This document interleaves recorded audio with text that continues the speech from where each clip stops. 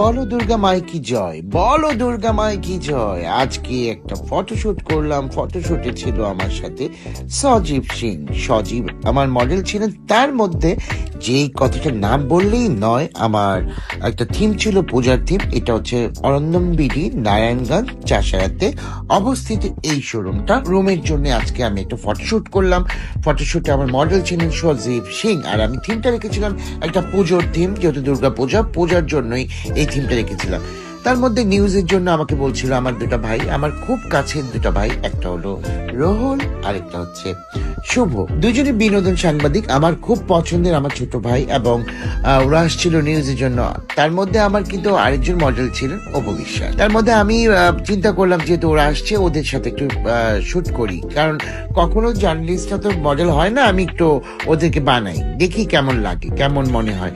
আশা করি সবাই ভালো লাগবে। সব কেমন হয়েছে বলবেন আমাকে। Bye bye, tata, thank you. Thanks for watching.